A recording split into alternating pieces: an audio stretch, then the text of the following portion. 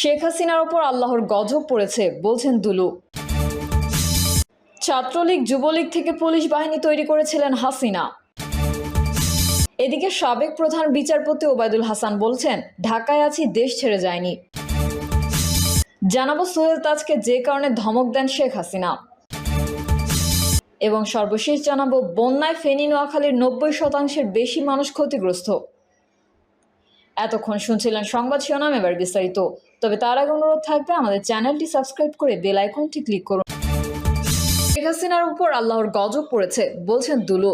BNP সাংগঠনিক সম্পাদক ও সাবেক উপমন্ত্রী আসাদুল হাবিব দুলু বলেছেন, ছাত্র জনতা বা বিএনপি আন্দোলনে নয়, শেখ হাসিনার উপর আল্লাহর গজব পড়েছে।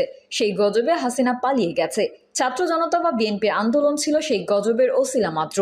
সাবেক মন্ত্রী আসাদুল হাবিব দুলু বলেন, আওয়ামী লীগের চেয়ে জাতীয় পার্টি বড় অপরাধী, কারণ আওয়ামী লীগকে ক্ষমতায় থাকতে গত 16 বছর সহযোগিতা করেছে জাতীয় পার্টি।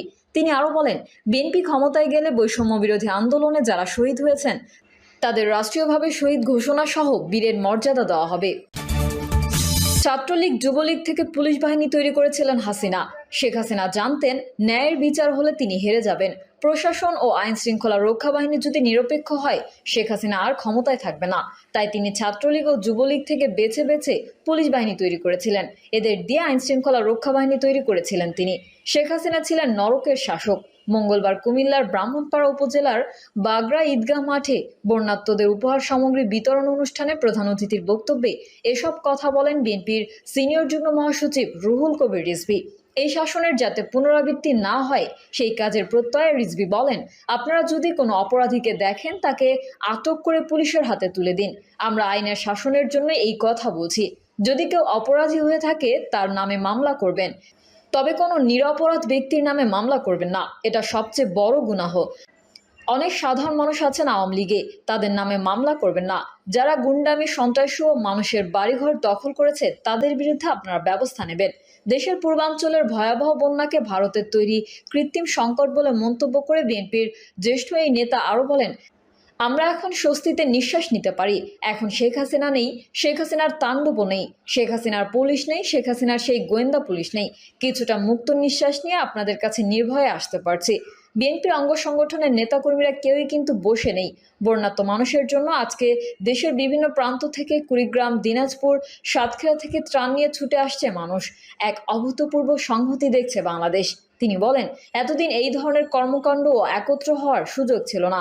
আজকে যে সুযোগ সৃষ্টি হয়েছে, আজকে কচি বাচ্চারা, কলেজ বিশ্ববিদ্যালয়ের তরুণ কিশোর ছাত্ররা নিজেদের জীবন দিয়ে শেখ হাসিনার মতো এক রক্তপিপাসু নেত্রীকে এই বাংলাদেশ থেকে বিদায় দিয়েছে। এই কারণেই আজকে আমরা আপনাদের কাছে আসতে পারছি। সাবেক প্রধান বিচারপতি ওবায়দুল হাসান বলছেন, ঢাকায় আছি, দেশ ছেড়ে যায়নি। সদ্য সাবেক প্রধান বিচারপতি ওবায়দুল হাসান দেশ ছেড়েছেন বলে মঙ্গলবার বিকেলে কয়েকটি গণমাধ্যম খবর প্রকাশ করে। তবে ওবায়দুল হাসান একটি গণমাধ্যমকে বলেন, পাসপোর্ট বাতিল হয়েছে, দেশ ছাড়ার প্রশ্নই আসে না। প্রকাশিত খবরে দাবি করা হয়, সাবেক প্রধান বিচারপতি আজ মঙ্গলবার দেশ ছেড়েছেন। একটি সূত্রের বরাত দিয়ে বলা হয়, তিনি যুক্তরাষ্ট্রে গেছেন। এমন খবর প্রকাশের পরেই জনমনে প্রশ্ন জাগে, পাসপোর্ট বাতিল হওয়ার পর কিভাবে দেশ ছাড়লেন সাবেক বিচারপতি। মঙ্গলবার সন্ধ্যায় একটি গণমাধ্যমের দেশ ছাড়ার বিষয়টি মিথ্যা বলে জানান সদ্য সাবেক বিচারপতি ওবায়দুল হাসান। তিনি বলেন, আমি ঢাকায় আছি, আমি দেশ ছেড়ে যাইনি। আমার লাল পাসপোর্ট সরকার বাতিল করেছে, তাই আমার দেশ ছাড়ার প্রশ্নই আসে না। 2023 সালের 26শে সেপ্টেম্বর দেশের 24তম প্রধান বিচারপতি হিসেবে শপথ গ্রহণ করেছিলেন বিচারপতি ওবায়দুল হাসান। গত 10ই আগস্ট বৈষম্য বিরোধী ছাত্র আন্দোলনের দাবির মুখে প্রধান বিচারপতি ওবায়দুল হাসান পদত্যাগ করেন। সোহেল তাজকে যেই কারণে ধমক দেন শেখ হাসিনা। 2009 সালের 25 ও 26শে ফেব্রুয়ারি সংঘটিত বিডিআর বিদ্রোহ বা পিলখানা ট্র্যাজেডি দেশের ইতিহাসের এক নেক্কারজনক ঘটনা এটি। এ বিষয়ে সোহেল তাজ জানিয়েছেন, তৎকালীন প্রধানমন্ত্রী শেখ হাসিনা তার পরামর্শ না শুনে তাকে এক ধমক দিয়ে বলেছিলেন, আমেরিকায় বসে তুমি বেশি বুঝছো না, আমি দেখতেছি। পিলখানা ট্র্যাজেডিতে 57 জন সেনা কর্মকর্তা সহ 74 জন নিহত হন। ওই ঘটনার পেছনে অন্যদের সঙ্গে তৎকালীন স্বরাষ্ট্র প্রতিমন্ত্রী তানজিম আহমেদ সোহেল তাজের ভূমিকা নিয়েও প্রশ্ন উঠেছিল। ঘটনার সময় যুক্তরাষ্ট্রে অবস্থান করা সোহেল তাজের দিকে অভিযোগের তীরও ছোড়েন অনেকেই। সোহেল তাজ ওই সময়ের ঘটনার বর্ণনা দিয়েছেন। তিনি বলেছেন, যুক্তরাষ্ট্রে যখন ঘটনার খবর পাই তখনই তিনি পুলিশের আইজির সঙ্গে যোগাযোগ করেন। পরে স্বরাষ্ট্রমন্ত্রী সাহারা খাতুনের সঙ্গে কথা বলেন।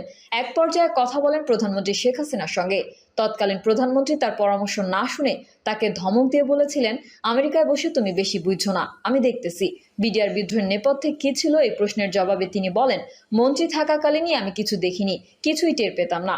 কোথা দিয়ে কি চলে যাচ্ছে, কি হচ্ছে, কি যাচ্ছে কিছুই জানতাম না। আর দায়িত্ব ছাড়ার পর আর কিছু দেখার বা জানার সুযোগ ছিল না। এ সময় তিনি আরো বলেন, বিডিআর বিদ্রোহের সঙ্গে কিছু মহল আমাকে জড়াতে চেষ্টা করেছে। এরকম নিকৃষ্ট অ্যাকিউজিশন খুবই দুঃখজনক। একজন নিরীহ নিরপরাধ মানুষকে এমন একটা কালিমা দেওয়া ঠিক না। বন্যায় ফেনী নোয়াখালীর 90% বেশি মানুষ ক্ষতিগ্রস্ত। টানা ভারী বৃষ্টি ও ভারত থেকে নেমে আসা উজানের ঢলে বাংলাদেশের 11টি জেলা প্লাবিত হয়েছে। এগুলোর মধ্যে সবচেয়ে বেশি ক্ষতিগ্রস্ত হয়েছে ফেনী ও নোয়াখালী জেলার মানুষ। এই দুই জেলার প্রায় 90% মানুষ বন্যায় মারাত্মকভাবে ক্ষতিগ্রস্ত হয়েছেন। প্রায় ডুবে গেছে সব বাড়িঘর ও ধ্বংস হয়েছে 48% বাড়িঘর। এছাড়াও এই দুই জেলার স্যানিটেশন ব্যবস্থা ও সুপেয় পানির সুবিধা শতভাগ অচল হয়ে পড়েছে। প্রতিবেদন বলছে, বন্যার পানি ধীরে ধীরে নামতে শুরু করায় বন্যা কবলিত এলাকাগুলোর ক্ষতচিহ্ন ক্রমশ স্পষ্ট হয়ে উঠছে। দুর্গতদের মধ্যে জীবিকা হারানো এবং খাদ্য নিরাপত্তাহীনতা বড় উদ্বেগের কারণ হয়ে দাঁড়িয়েছে। এই দুই জেলার বন্যায় ক্ষতিগ্রস্ত পরিবারগুলোর 72% প্রতিদিন দুই বেলা খেতে পারছে, যা পর্যাপ্ত নয়। স্যানিটেশন ব্যবস্থা ধ্বংস হয়ে যাওয়ায় খোলা জায়গায় মলত্যাগ বাড়ছে, যা ডায়রিয়া ও কলেরার মতো পানিবাহিত রোগের ঝুঁকি বাড়াচ্ছে। এসব রোগে অনেকেই আক্রান্ত হচ্ছেন। Oxfam in Bangladesh country director Ashish Damle বাংলাদেশের বন্যা সম্পর্কে বলেন, সাম্প্রতিক সময়ে এমন পরিস্থিতি বাংলাদেশে আগে দেখা যায়নি। বন্যায় লাখ লাখ মানুষ ক্ষতিগ্রস্ত হয়েছে। বাড়িঘর, ঘরবাড়ি, কৃষি জমি ডুবে গেছে। জীবিকা হারিয়েছে লাখ লাখ মানুষ। গবাদি পশুর ক্ষয়ক্ষতি দুর্গত জনগোষ্ঠীদের অনিশ্চিত ভবিষ্যতের দিকে ঠেলে দিয়েছে।